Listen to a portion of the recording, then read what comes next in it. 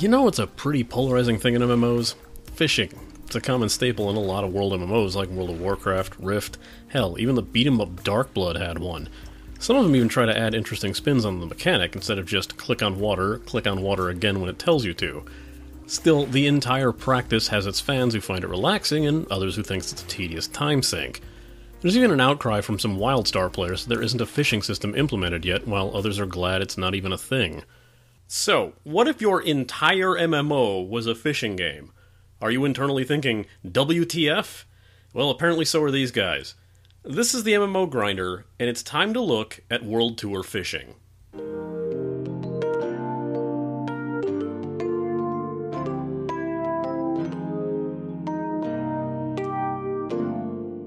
Yes, this exists. And you thought me finding a golf MMO and a tennis MMO was the epitome of stretching it when it comes to games that turn into MMOs. Here we are with the world's most beloved excuse to drink beer in a boat. And you know the sad part? This game has more of a right to be lumped in with what most people would consider an MMO. It's not lobby-based, technically. It's really more of an open-world game, letting you travel on foot or with boats to your preferred fishing spot in separate areas. Play more, unlock more places to see and fish. Sound interesting? No? Well, we're doing it anyway.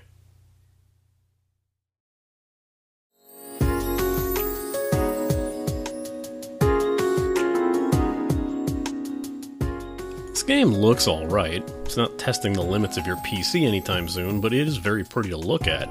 And the fact that the simplistic overall look leads to some very nice texture and lighting effects, going more for a style of realism, save for these slightly anime-looking characters. Detail in the graphic is really more reserved for the environments and fish, which are really nicely detailed and look fairly nice overall. This is also a game with a pretty terrible translation, explaining a few of its concepts fairly poorly, and taking a bit of getting used to. Also occasionally taking its translation rather goofily too, with the standard set of having a goofy reference in an achievement or quest text. And let's just say that it's not coincident that this game's initials are WTF, as the game is fully aware of the joke, which in many places doesn't seem fitting in the least. Hell, there's an achievement for removing all your starter clothing and catching a fish. It grants you the title of Streaker. Another tonal shift and great amusement is the odd brushstroke lettering font that it'll use for certain things, especially when fishing. It is the exact same font used in the title for Age of Wushu, and I can't help but laugh internally every time I see it. The game, possibly due to its hack guard, might end up giving you some trouble to run, as the game would outright refuse to open when I tried to run it alongside action. The game also tended to crash upon closing and has given me a few other odd hiccups. Not saying that it's something you'll have to deal with, but they are issues that have popped up, so I figured I'd make note of it.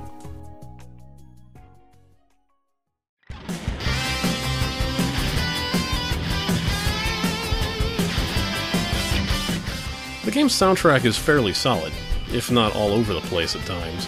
Fishing at any given spot usually has a nice soothing accompaniment of music to go along with it.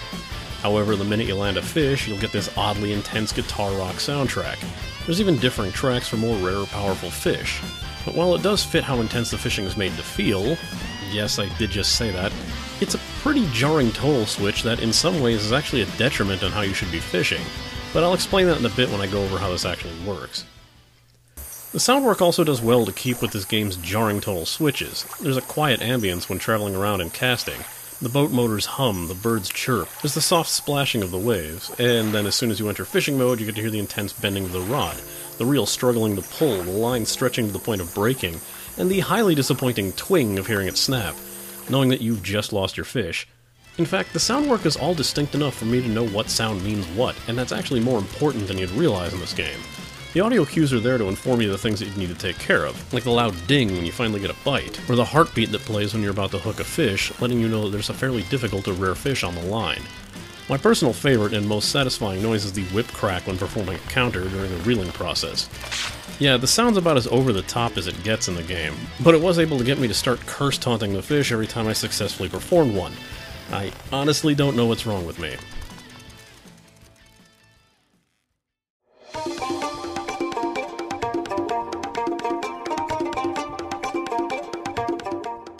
Once you've created your account and log in, you can choose from one of 4 servers, half of which, specifically 2 and 4, never actually seem to be online. You can swap those servers at any time when you log in, so it's not a permanent choice. Afterwards, you can choose from one of 4 character models and see how they look in some available outfits, adjust some of their features like their face and hair color, and of course check to see if your name is available. The game starts you off with a pretty basic tutorial, leading you step by step through quests and actions that you'll take in order to play the game. Some of them poorly explained, sometimes even letting you pass on the task if you end up failing it. Experience will be a much better teacher is all. Basic controls are simple enough. Once you've chosen a fishing spot, which the game locks you to only one of them in the start, you can move your character around by clicking or using WASD. Space jumps, but there's almost no reason to do so besides getting on or off the occasional platform like a pier or getting out of your boat. Each fishing spot is a zone, more or less, with the first being Sumida River, nothing more than a carved channel outside of Tokyo. Later zones will open up with different areas in different countries, with deeper water, larger fish, and more open areas to fish, making getting a boat a large but simple necessity. Hell, you get one for free, but more on that later. The actual act of fishing is simple enough. Walk up near, but not in, the water and click anywhere to enter casting mode. Once you're ready to cast, hold down left click, pull back on the mouse, and then push forward by letting go of the mouse button as you do. You don't even need to move the mouse all that fast or far to pull it off, but it might prove tricky for some. Once the cast is finished, wait. Now, luckily this isn't RL fishing. You won't be sitting there for minutes or hours waiting for a bite. It might take about 20 seconds or so, and you'll hear a loud ding once you have a bite. Even if you're tabbed out of the game, the ding will still play on your computer, so it's handy if you're tabbing out to, say, take notes on a fishing MMO for an online show or something. Once a bite occurs, you wait for the bobber icon to sink completely into the perfect line, and then hold the left mouse button and yank it in any direction. This will set the hook and choose the quality of the hook that you get. The higher quality, the less likely that fish will be able to escape from the hook. During catching, you can move the mouse in any direction to move the rod and fight the fish. You can pull against the fish to wear it out faster and keep that hook in place, or you can follow the fish and lower the rod to relieve some line pressure. The whole time you can hold the left mouse button to reel in the fish. On top of the screen is the fish's stamina and the landing distance, as well as your stamina. On the bottom is the line pressure. The higher the pressure, the more stamina the fish loses, but more likely you'll get the line to snap. If the fish starts pulling when the line is reaching the end, you can let out the pressure by lowering the rod and following the fish, and by holding the right mouse button to let out the line a bit more.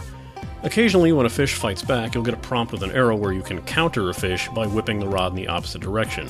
This does a heavy amount of stamina loss to the fish, drops the line pressure immediately to low, and stuns the fish for a few seconds to let you close the gap. If the fish runs out of stamina, you'll catch it. Alternatively, if you manage to reach 10 meters in the landing gauge, and the fish's stamina is low enough, you'll get a landing chance where you can mash on the mouse button or spacebar to catch the fish early. If you reach the landing chance point but the fish has too much stamina, it'll dart back to the end of the line. This is much more likely to happen with difficult to catch fish. You can lose the fish in a number of ways. Too long at the end of the high pressure line and the line snaps. Too little pressure and the fish will escape from the hook. Finally, if you run out of stamina before the fish does. It might say HP, but it's not like you die or anything. You know, as amazing as it would be to see the fish leap out of the water, knock you out of the boat, and drag you into the depths, followed by a Dark Souls-style "you died" popping up on screen. If you miss the chance for a catch, the game will tell you what fish you lost, and you can try again with star coins, which are purchased in the cash shop. This is only useful in the event that you were about to catch a fish that was really super rare, as again, the game will tell you what fish you just lost. If you choose to use star coins to try again, just cast again and you'll begin right where you left off. Otherwise, cast again without one for the chance at a new fish, or if you're lucky, the same one. Catch any fish and they'll end up in your fishing net, basically an inventory bag for your fish. You have 21 slots and they are expandable, but 21 is more than enough if you end up keeping on top of it. You can choose to find a delivery station to send off the fish for some gold and experience rewards, turn the fish into bait, which can be done from anywhere, and at level 5 you'll get an aquarium that you can save your favorites in, decorate with items, and where feeding the fish with their favorite bait will grant you experience rewards. When catching fish, you'll occasionally find them in sizes ranging from big to huge, and finally... WTF. You know, just in case you legitimately thought this developer wasn't aware what else those letters stood for. Catching larger fish grants more experience, as well as larger bonuses for delivering them. Keep in mind that the size bonuses are relative to the size of the fish in general. It's more than likely to catch a huge or WTF-sized fish that is a fifth of the size of another normal one. Catching fish also enters them into your Fishopedia, like a Pokedex for fishermen. It also has a few tasks to complete for each fish. You'll get a minor bonus for every entry you complete. Complete all the entries for one fish and you'll get a major bonus. Complete the entries for one area and you'll get a massive bonus with some extra freebies like avatar clothing and titles. There's also achievements for certain tasks as well, making this game a bit of an achievement hunter's paradise. Equipment in the game gives you a slight boost to stats, and you'll earn some with quests or just buy them with your in-game gold. Each piece is level locked, so you can't roll up a new character and give them the best of the best, thankfully. Items also require repairs, but they're easily fixed with a minuscule amount of gold, right from the inventory screen. Failure to repair affects your fishing ability, and the game will warn you about it. You'll get items from quests and achievements, as well as being able to purchase them from the store, or certain item traders that'll take special currency points, like Triton shells that are earned from achievements and Fishopedia entries. You can also earn goodies from bingo cards, the third form of achievement system. Complete the tasks on the squares, and when you get 5 in a row, cash out the card for a major bonus. Once you hit level 7, you'll earn the ability to buy a boat, which run for a paltry 5,000 gold. Oddly enough, the two purchasable starting boats, the naval dinghy and the orange dinghy, aren't just cosmetically different. Despite the color difference, but the exact same price, the orange dinghy is actually quite a bit faster than the naval one. I have no idea why they did that. The free one you get from the quest is also fairly slow. You can also have a passenger on your boat to fish together. Later on, there's yachts that hold up to 6 players, but they will require very high levels to get. Now, here's where people get to call me unprofessional. More than they already do. There's a stat called CP that remains locked to you. I got up to about level 14 and I still hadn't seen it unlocked. But thanks to a community member, Dobar, who's played even further than I have, he was able to unlock the CP bar, which requires a quest that's obtained at level 19. From how this has been explained to me, CP is a separate meter that gives you an extra boost of power called Focus when you're trying to land a fish, and takes a short while to activate. Once active, you have a few seconds where your line will not snap and you'll do steady stamina loss to the fish. However, similar to counters, the damage you do is static, so while it'll completely wreck a small fish, a larger or rarer one will basically shrug it off. It's best to use it offensively when you can, but don't expect it to be your saving grace if you're about to lose a fish.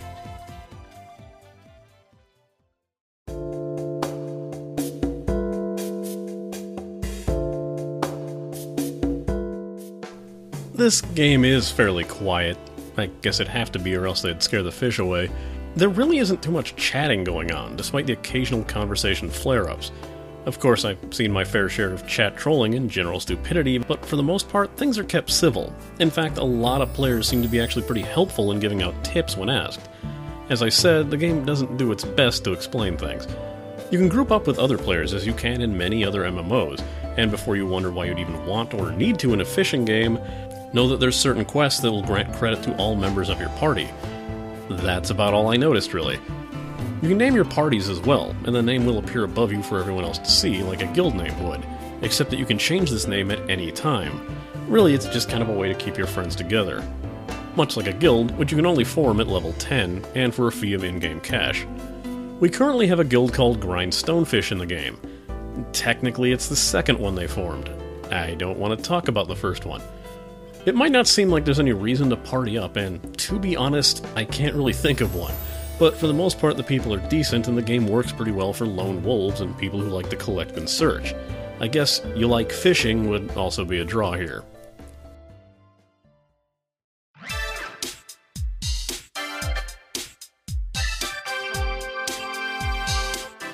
I was honestly really shocked by this cash up.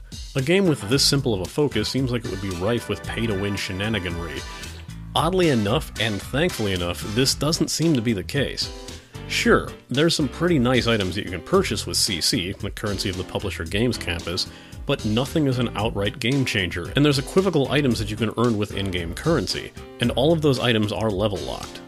If you want to spend money on this game, you might require approval from Games Campus first if it's your first time buying with them. Just make sure that you verify your account's email, and if you still can't purchase CC, you can submit a ticket and it's usually resolved pretty quickly.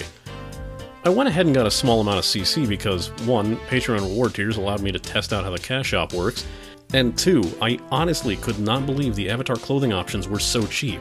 If a Korean MMO is going to gut you financially anywhere if they aren't going completely pay to win, it's in custom outfits. Yet, this game, they rarely cost more than 190 points, the equivalent of $1.50, and they are permanent.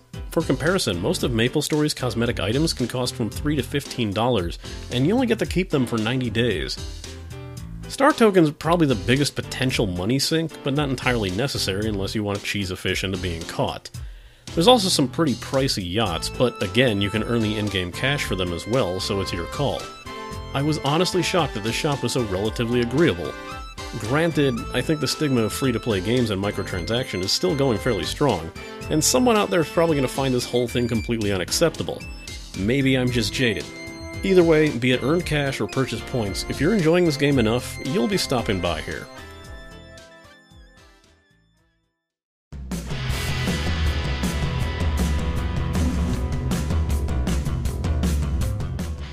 I may have started looking at this game with a WTF I can't believe this exists mentality, and part of me is still there, but regardless, there's a lot of fun to be had here, if and only if this sounds like something you can enjoy. The fishing is clearly far more involved than a standard MMO fishing system, but regardless of that, it's still a fishing game. You've probably decided whether or not you're playing this the minute you saw the title. Here's my final rating. If you love fishing and were ever into the more action-oriented fishing games and minigames, this game should be able to hook you in. Yes, I did that on purpose. It's a simple-to-grasp system with plenty to keep track of and looks pretty nice overall. The presentation, when the game isn't roaring at you with guitar rock squeals, is pretty relaxing and calm. It's a pretty good game to just chill out with. If you love collecting things, be it creatures, items, or achievements, this game will take hold and not let go.